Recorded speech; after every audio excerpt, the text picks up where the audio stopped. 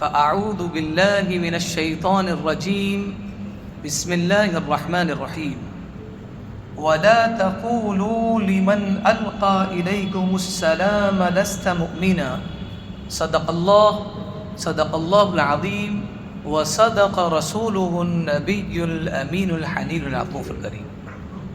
بارگاہ بےکس پناہ میں درود پاک کا نذرانہ پیش کرے، پڑھے بآواز بلند اللہم صلی علی سیدنا و مولانا محمد وعلی آل سیدنا و مولانا محمد بارک وسلم صلاۃ و سلاما علیک یا رسول اللہ صلی اللہ تعالی علیہ وسلم۔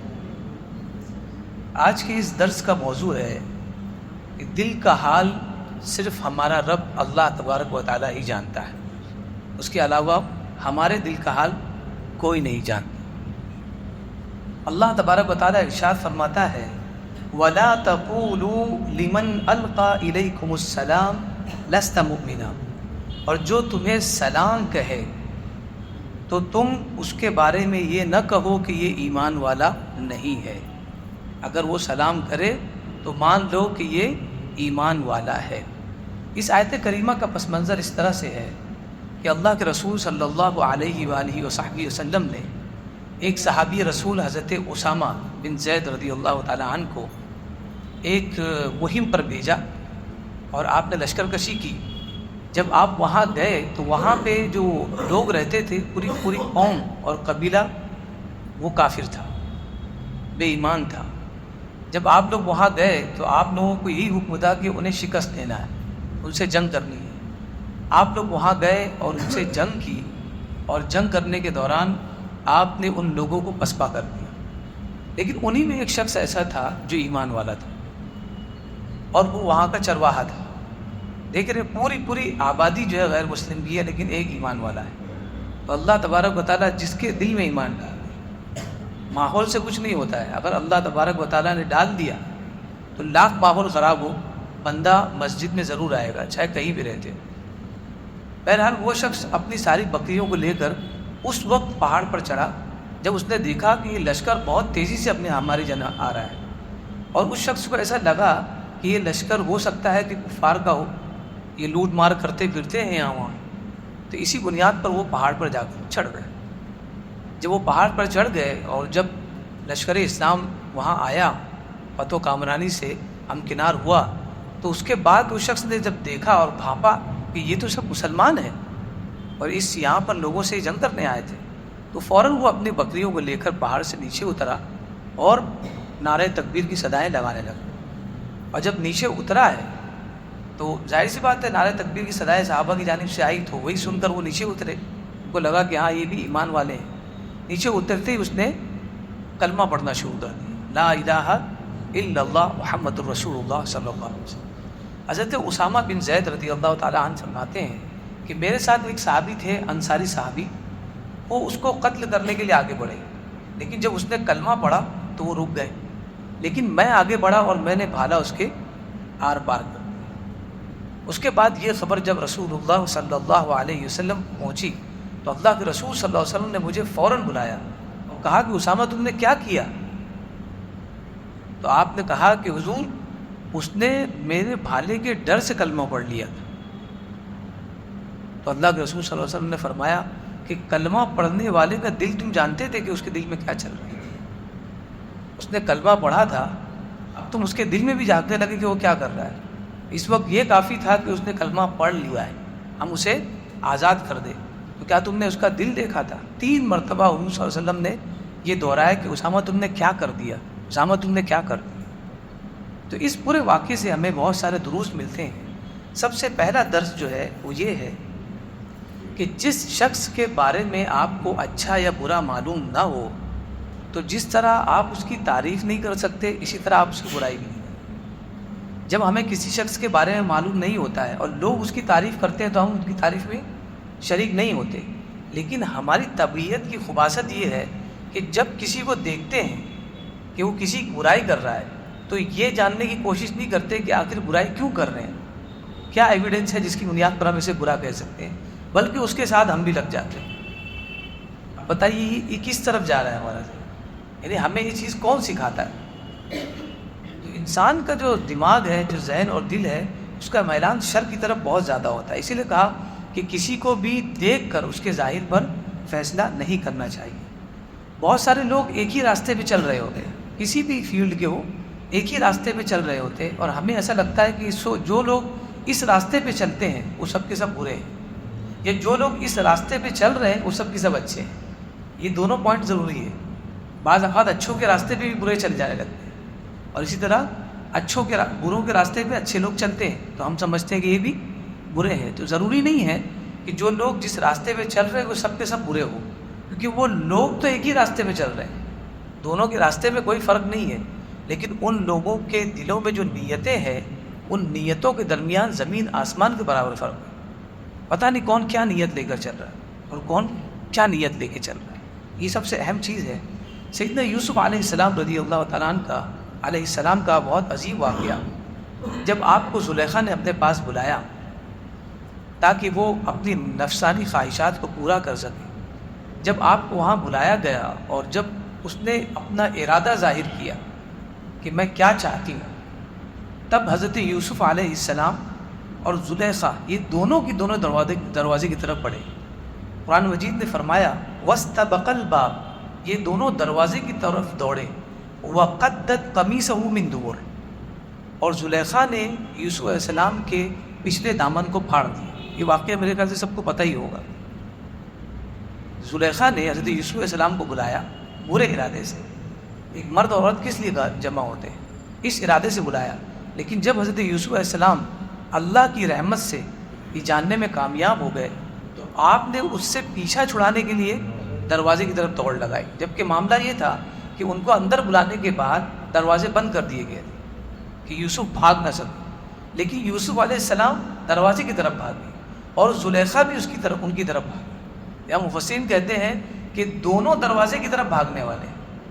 دونوں کا ڈیسٹینیشن ایک ہی ہے، دروازہ، اور دونوں کی غایت اور مقصد بھی ایک ہی ہے، یعنی دروازہ. بظاہر تو ہمیں ایسا لگ رہا ہے کہ دونوں کسی چیز سے بھاگ رہے ہیں، لیکن دونوں میں آسمان اور زمین کے درمیان فرق ہے. یوسف علیہ السلام گناہ سے بھاگ رہے تھے اور زلیخا گناہ کی طرف بھاگ رہے ہیں. یوسف علیہ السلام گناہ سے بھاگ رہے تھے اور زلیخا گناہ کی طرف بھاگ رہی. تو ضروری نہیں ہے کہ جسے آپ کہیں ایسی جگہ دیکھیں جو جگہ بری مانی جاتی ہے تو آپ یہ مان لیں کہ یہ شخص بھی برا ہوگا. یہ کبھی بھی نہیں گمان کر سکتے. ہاں، آپ یہ سوچ سکتے ہیں کہ کیا پتہ یہ آدمی کیسا ہو، لیکن یہ دوسروں کو بتانا کہ یہ شخص ایسا ہی ہے کیونکہ میں نے اسے ویسا دیکھا تھا، ایسی جگہ دیکھا تھا، تو یہ ماننا بالکل سراسر غلط ہے. ہمیشہ ایک اہم چیز یاد رکھے کہ لوگ نیت نہیں جانتے. بہت اہم بات، لوگ انسان کے دل میں جو نیت ہے، جو ارادے ہیں، اس کو نہیں جانتے. اگر وہ نیت بری ہو تو اس کو ٹھیک کر دیں، لیکن ٹھیک کر ہی نہیں سکتے. کیوں؟ کیونکہ وہ جانتے نہیں. اسی طرح شیطان بھی انسان کے اندر کی جو نیت ہے، جو چل رہا ہے، اس کو نہیں جانتا ہے، ورنہ وہ نیت خراب کر سکتا تھا. اسی طرح فرشتے بھی انسان کے دل میں کیا چل رہا ہے یہ نہیں جانتے، ورنہ وہ اسی کو لکھ لیتے. یہ اللہ تبارک و تعالیٰ کا فیصلہ ہے. حدیث میں ملے گا کہ فرشتے بھی انسانوں کی نیت پر واقف ہے. اس میں یہ بتایا گیا کہ جب بندہ اچھا کام کرتا ہے تو اس کی طرف سے خوشبو آتی ہے، جب برا کام کرتا ہے تو اس کی جانب سے فرشتوں کو بدبو آتی. یہ ایک روایت ہے، اس میں بڑا اختلاف ہے، لیکن کل ملا کے یہ کہ فرشتوں کو وہی پتہ چلتا ہے جو میرا رب بتاتا ہے. اگر اللہ تبارک و تعالیٰ نے بندے کی نیت فرشتوں پر کھول دی تو انہیں پتہ چل جائے گا، اور اگر نہیں کھولی تو دنیا کی کوئی شے ایسی نہیں جو بندے کی نیت تک پہنچ سکے سوائے وحدہ لا شریک کے، کہ جس کے سامنے بندے کا دل بالکل کھلی کتاب ہے اور وہ بہتر جانتا ہے کہ میرا بندہ کیا چاہتا ہے. تو اب آپ سوچیں کہ شیطان ہماری نیت کو فاسد نہیں کر سکتا، نہ انسان ہماری نیت کو صحیح کر سکتے ہیں، نہ فرشتے ہماری نیتوں کے حساب سے لکھتے ہیں ہمارے اعمال نامے میں. تو ہم اور آپ کون ہوتے ہیں جو صرف لوگوں کو چہرہ دیکھ کر ان کی نیت بتا دیں کہ میں چہرہ دیکھ کر بتا دوں گا یہ بندہ کیسا ہے. ایک الگ بات ہے کہ انسان کا تجربہ ہوتا ہے. کوئی بہت سالوں سے ٹیچر ہو تو وہ بچوں کو اس کا چہرہ دیکھ کر سمجھ جاتا ہے کہ آج اس نے سبق یاد کیا ہے کہ نہیں کیا ہے. ایک الگ بات ہے. والدین اپنے بچوں کے ساتھ سالہ سال رہتے ہیں، ان کو پالا پوسا ہے، تو وہ ایک اندازہ لگا لیتے ہیں کہ بچے نے ابھی کیا کیا ہوگا، کس بنیاد پر یہ گھر لیٹ آیا اور کیوں آج یہ مدرسہ نہیں گیا ہے، اسی لیے ایسے حرکات کر رہا ہے، جس سے ہم پتہ لگا لیتے ہیں کہ یہ مدرسہ نہیں گیا ہوگا۔ اس طرح کی بہت ساری چیزیں ہیں، یہ ایک خیال ہے، ایک اندازہ ہے، یہ الگ چیز ہے، یہ آزاد ہے اس سے، لیکن یہ سب سے اہم چیز کہ ہم کسی کو جانتے ہی نہیں ہیں، اور جب ہم نے اسے دیکھا کسی غلط جگہ پر تو ہم نے مان لیا کہ یہ غلط ہے۔ تو یہ جاننا اور یہ ماننا بہت غلط ہے، اسی لیے بہت سارے ایسے لوگ جن سے ہدایت ملنی تھی وہ ہدایت سے محروم رہ گئے، صرف یہ سوچ کر کہ یہ جہاں کھڑا ہے یہ غلط ہے، لہٰذا یہ بھی غلط ہو، اور اس طرح وہ بھی ہدایت سے محروم رہ گیا۔ اس میں دوسرا سبب جو ملتا ہے سب سے اہم، شیخ سعدی شیرازی علیہ رحمت الرضوان فرماتے ہیں اپنے خود کا ایک واقعہ۔ آپ فرماتے ہیں کہ ایک رات میرے والد نے مجھے اٹھایا تہجد کی نماز ادا کرنے کے لیے۔ یہ دل کے احوال ہے اور یہ جاننا بہت ضروری ہے، اور اس کی اصلاح بہت ضروری ہے۔ دنیا کے اعمال کم نہیں، لیکن آپ کا دل اور قلب اگر سلیم نہیں ہے تو آپ کہیں سے صحیح سلامت جنت کی طرف رواں دواں نہیں ہو سکتے۔ آپ فرماتے ہیں میرے والد نے تہجد کے لیے اٹھایا اور میں اٹھا، ہم دونوں جب گئے مسجد کی طرف تو میں نے دیکھا کہ وہاں کافی لوگ سو رہے ہیں، میں نے دیکھا راستے میں کافی لوگ سو رہے ہیں، نماز کا وقت ہو گیا ہے۔ تو جب میں مسجد میں پہنچا تو میں نے اپنے والد سے کہا ان لوگوں کو کیا ہو گیا ہے کہ 2 رکعت نماز پڑھنے کے لیے نہیں اٹھتے؟ تعجب سے میں نے کہا، یعنی وہ کہہ رہے کہ میں نے ان کے بارے میں کیا کیا، بدگمانی کی۔ میرے والد نے کہا کہ بیٹا، لوگوں کی بدگمانی کرنے سے بہتر ہوتا کہ تم سوئے رہے، کیونکہ اگر تم نے نماز پڑھی تو نیکی ملی، اگر نماز نہیں پڑھتے تو آپ کو نیکی نہیں ملتی لیکن یہ گناہ تو نہیں ملتا۔ جو تم نے گناہ کیا، لوگوں کی عفت کو تار تار کیا اور ان کے بارے میں بدگمانی کی، یہ بہت بڑا، یہ عفت تار تار کرنے کے ہی مقابلے میں جب کسی کی بدگمانی آپ کرتے، کیونکہ آپ لوگوں کو بتا رہے کہ یہ بندے کتنے برے ہیں اور کتنے اچھے ہیں۔ قیامت کے دن اللہ تبارک و تعالیٰ لوگوں کے دلوں کی بنیاد پر اور ان کی نیتوں کی بنیاد پر فیصلہ فرمائے گا۔ یوم لا ينفع مال ولا بنون الا من اتى اللہ بقلب سلیم۔ اللہ فرماتا ہے وہ دن جس دن نہ پیسہ کام آئے گا نہ اولاد کام آئے گی، صرف ایک ہی دن، بندہ قلب سلیم لے کر اللہ کی بارگاہ کہ مولا میرے دل میں کسی کے لیے کوئی کپٹ نہیں، کوئی کینہ، کوئی حسد نہیں، میں نے جیسا لوگ میرے ساتھ ویوہار کرتے ہیں میں اسے ویسا سمجھتا ہوں، اس کے علاوہ میں نے کبھی بھی کسی کے بارے میں برا نہیں سوچا، یہ قلب سلیم ہے۔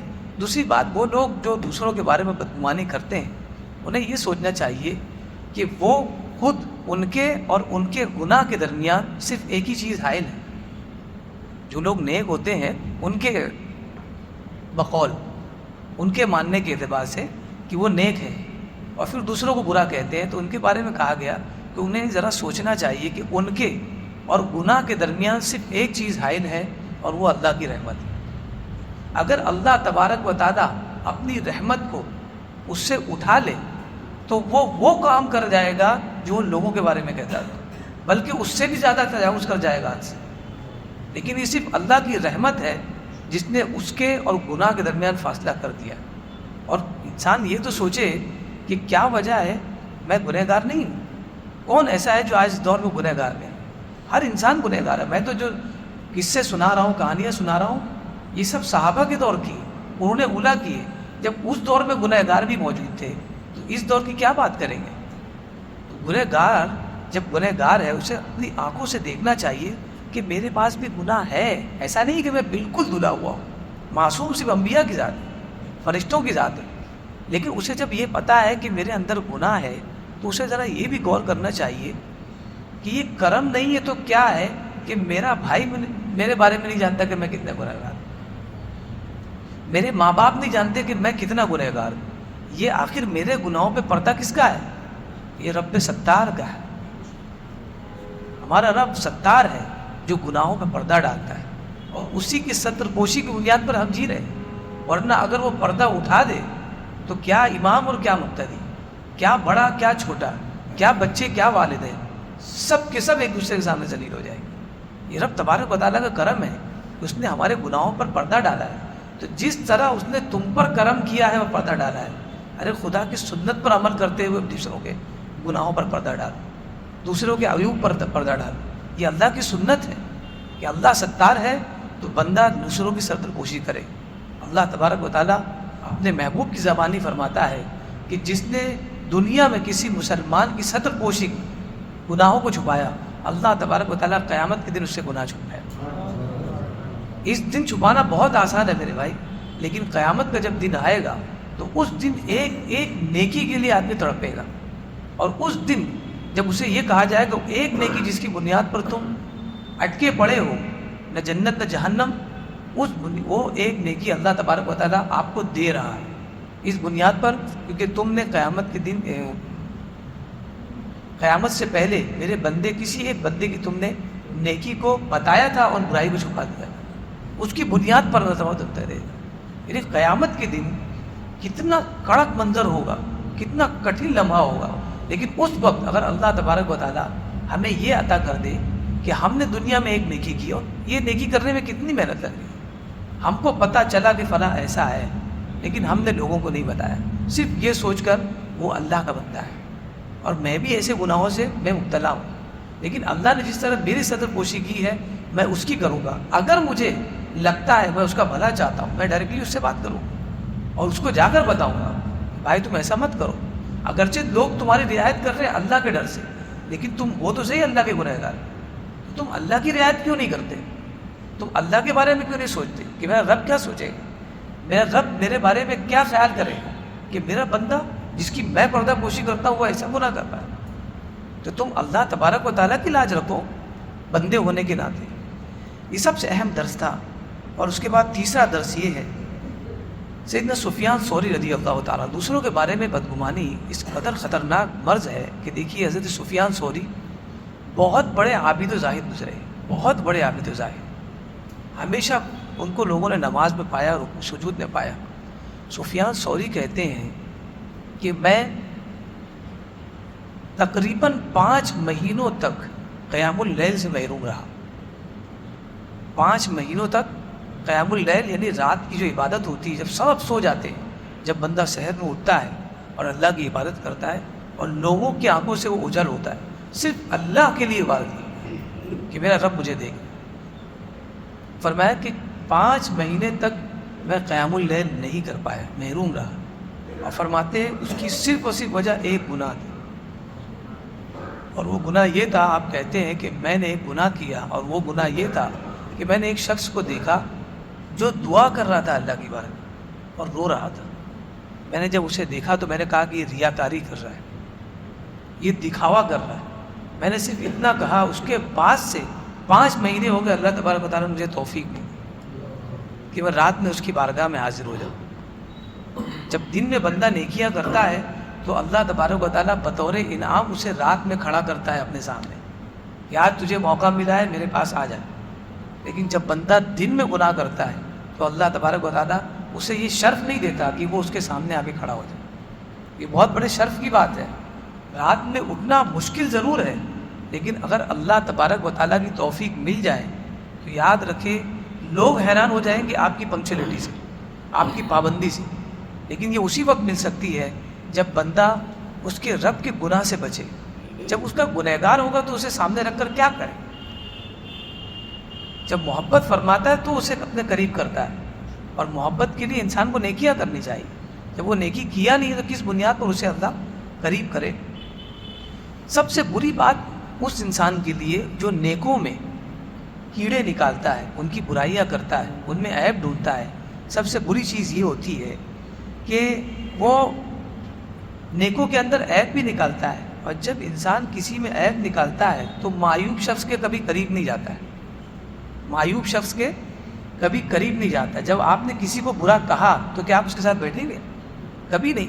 تو اس کا مطلب یہ ہوا کہ کسی نیک کو آپ نے برا کہا تو اب جب برا کہہ دیا ہے تو آپ اس کے قریب بھی نہیں جائیں گے.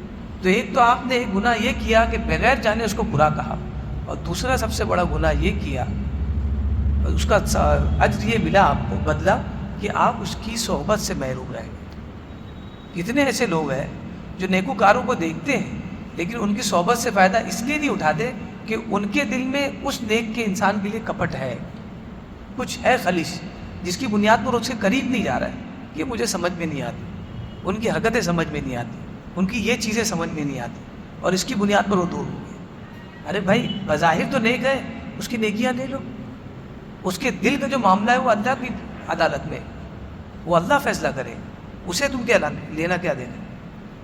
جو شخص با پردہ ہے، جو عورت کو با پردہ دیکھا جائے، ہمارے یہاں بدگمانی کا معاملہ یہ ہے، جب با پردہ دیکھتے ہیں تو یہ کہتے ہیں بدصورت ہوگی اسی لیے بیچارے پردہ کرتی ہے۔ کسی کو دیکھتے ہیں حجاب میں تو یہ سوچ لیتے ہیں کہ یار اس کے بال ٹھیک نہیں ہوں گے، اس کی بنیاد پر یہ پردہ کرتی ہے۔ صدقہ دینے والے کو دیکھتے ہیں تو کہتے ہیں کہ یہ بتانا چاہ رہا ہے کہ کتنا مالدار ہے۔ یہ ہمارے یہاں بدگمانی کا معاملات، اور یہ تو حد یہ ہے کہ مسجدوں میں بیٹھ کر بدگمانی ہوتی ہے۔ مسجدیں میں بیٹھ گئے، جب کسی شخص کو آتا دیکھا جو ہمارا ٹارگٹ ہے، جب وہ آیا تو سب کو ہاتھ دے دے کر بتایا جاتا ہے کہ دیکھو یہی ہے، یہی شخص ہے کہ جس کا پروڈکٹ ایسا ایسا آتا ہے، یہی شخص ہے جو ایسا ایسا کرتا ہے۔ اللہ کے گھر میں آئے ہیں، کم سے کم اس وقت تو گناہ سے بچ جائے، اس وقت تو صاف ہو جائے۔ یہ اللہ کا کرم ہے کہ اس نے بلا لیا۔ اب یہ گناہ کر رہے ہو، کہیں ایسا نہ ہو کہ پھر اس سے محروم کر دے اللہ، اپنے دربار میں نہ بلائے۔ تو یہ بدگمانی ہمارے یہاں بہت زیادہ ہے۔ کسی کی عیادت کے لیے چلے جائیں تو یہ نہیں کہا جائے گا کہ یار اس نے تو بہت بڑی بات کر دی۔ میں نے پچھلے دن حدیث بیان کی کہ مریض کی عیادت کے لیے جائے گا بندہ تو وہاں پر وہ اپنے رب کو پائے گا، خود اللہ کا وعدہ ہے۔ لیکن جب عیادت کے لیے بندہ یہ حدیث سوچ کر جائے گا تو لوگ کہتے ہیں کوئی ضرورت ہوگی اسی لیے آیا ہے، کوئی نہ کوئی مصلحت ہوگی ورنہ یہ آتا نہیں۔ یہ بدگمانی ہمارے ہیں۔ یعنی اگر اس طرح کی بدگمانی ہم سے ہوتی رہی تو انسان نیکی کرنے کے لیے 10 بار سوچے گا کہ میں کروں یا نہ کروں، کیونکہ لوگ بدگمانی کر جاتے ہیں۔ تو ان بدگمانیوں سے بچنا ہے۔ جوان بچے جب مسجدوں میں آنے لگتے ہیں تو ہم ان کے بارے میں جب بدگمانی کرتے ہیں تو مسجد سے دور ہو جاتے ہیں۔ جب وہ مسجدوں میں آتے ہیں تو دوست کہتے ہیں بڑے پرانے خیال کا ہے، ٹوپی لگا کے ابھی سے بوڑھا ہو گیا اور مسجدوں کے چکر کاٹ رہا ہے۔ جب ایسی سوچ ہماری ہوگی تو کیسے کوئی مسجد کے قریب ہوگا۔ چوتھا درس یہ ہے کہ مومن اللہ کے نزدیک کعبہ سے زیادہ عظیم۔ اللہ کے رسول صلی اللہ علیہ وسلم نے فرمایا مومن اللہ تبارک و تعالیٰ کے نزدیک، ہم سب اللہ کے فضل و کرم سے ایمان والے ہیں، ہمارا مرتبہ اللہ کے نزدیک کعبہ سے زیادہ عظیم۔ یعنی آپ سوچ لیں اگر ہم میں سے ہر ایک کا مرتبہ اللہ کے نزدیک کعبہ سے زیادہ عظیم ہے تو ہم ایک دوسرے کو نقصان پہنچا سکتے ہیں؟ اگر ہم نے کسی کی ستر پوشی نہیں کی، اگر اس کی برائی کی تو سمجھ لیں کہ ہم نے کعبے کو تکلیف دی۔ ہم پسند کریں گے کہ وہ کعبے کو پیر لگا دے؟ کبھی نہیں پسند۔ کعبے کی طرف پیر کرنا ہم گوارہ نہیں کرتے، لیکن مسلمان کو تکلیف دینا بالکل گوارہ، جبکہ خود اللہ کے رسول فرما رہے ہیں کہ کعبہ سے زیادہ عظیم اگر کوئی ذات ہے تو وہ مومن کی ذات ہے۔ اللہ کے نزدیک مومن کی ذات ہے۔ اللہ کے رسول صلی اللہ علیہ وسلم کا یہ قول ہے، فرماتے ہیں ما اطیبک وما اطیب ریحک، اے کعبہ تو کتنا پیارا ہے اور تیری خوشبو کتنی پیاری ہے۔ حضور فرما رہے ہیں کعبہ شریف کو دیکھ، آگے فرماتے ہیں ما اعظمک وما اعظم حرمتک، تو کتنا عظیم ہے اور تیری حرمت اور شرافت کتنی عظیم ہے۔ اور آگے فرماتے ہیں والذی نفس محمد بیدی، قسم ہے اس ذات کی کہ جس کے دست قدرت میں محمد کی جان ہے صلی اللہ علیہ وسلم، لحرمت المؤمن عند اللہ اعظم حرمتا من کمالہ و دمہ، کہ مومن کی ذات اور مومن کی عزت اللہ کے بارگاہ میں تجھ سے کہیں عظیم، اس کے مال کی حرمت اللہ کی بارگاہ میں کہیں عظیم، اس کے خون کی حرمت اللہ کی بارگاہ میں تجھ سے کہیں عظیم۔ یہ اللہ کے رسول صلی اللہ علیہ وسلم فرمائے، یہ مقام ہے مومن کا۔ اور ہم جب کسی مومن کے بارے میں کہیں گے، کیونکہ ہم کسی جانور کو پریشان نہیں کر رہے، ہم کسی مومن کو اگر پریشان کر رہے ہیں تو بڑے نقصان۔ ہمارے یہاں عجیب سا معاملہ ہے کہ اگر مکھی گھوم رہی ہے تو اسے اس لیے نہیں مارتے کہ یار بلا وجہ جانور کو نہیں مارنا چاہیے، لیکن جب بات اپنے بھائی کی آ جائے اور انسان کی آ جائے تو سر تن سے جدا کرنے کی سوچتے ہیں، بالکل نہیں سوچتے۔ اگر بیوی سے کوئی غلطی ہو جائے تو نیچے کچھ نہیں سوچیں گے، طلاق کے اوپر، طلاق سے نیچے کچھ نہیں سوچیں گے۔ یہ نہیں سوچیں گے کہ میں نے صرف اس کا دل نہیں دکھایا، کئی لوگوں کا جو اس ذات سے اس عورت سے جڑے ہیں ان کا دل دکھایا، کتنے لوگ پریشان ہوں گے۔ ایک مومن کو تم نے تکلیف پہنچائی طلاق دے کر، لیکن اس کی بنیاد پر کتنے مومن تکلیف میں ہیں. سوچو کتنا گناہ بغیر محنت کیے کما رہے ہیں، بغیر محنت کیے. ایک شخص کو تم نے بے گھر کر دیا، اس کی آل اولاد کتنی تکلیف میں ہوگی. وہ صرف گھر سے بے گھر ہوا ہماری نگاہ میں، لیکن اس کی بنیاد پر سارے کے سارے آپ کو بد دعا دے رہے ہیں. اور اگر وہ کچھ نہ کرے، لیکن اللہ تبارک و تعالیٰ تو دیکھ رہا ہے، وہ سارے احوال سے واقف ہے. فرمایا آگے کہ مومن کا مرتبہ اتنا اونچا ہے کہ کوئی مومن کو تکلیف کیا دیکھے گور کے یہ بھی پسند نہیں کرے گی اگر اس کو پتہ چل جائے مومن کا مرتبہ کیا ہے. اللہ تبارک و تعالیٰ رسول اللہ صلی اللہ علیہ وسلم کی زبانی فرماتا ہے لا یزال المؤمن من فسحی فسحت من دینہ ما لم یصب دما حراما. بندہ کتنا بھی گناہ گار ہو جائے، بندہ کتنا بھی گناہ گار ہو جائے، شرک نہ کرے، پھر کتنا بھی گناہ گار ہو جائے، اللہ کے رسول فرماتے ہیں کہ اس کے لیے ان گناہوں سے نکلنے کا ایک راستہ ضرور ہوتا ہے، ایک راستہ ضرور ہوتا ہے، صرف یہ چھوڑ کر کہ اس نے اللہ کی بارگاہ میں کسی کو شرک کیا ہوگا اور اس کی گردن پر کسی کا ظلم کا قتل نہیں، اس نے قتل نہیں کیا.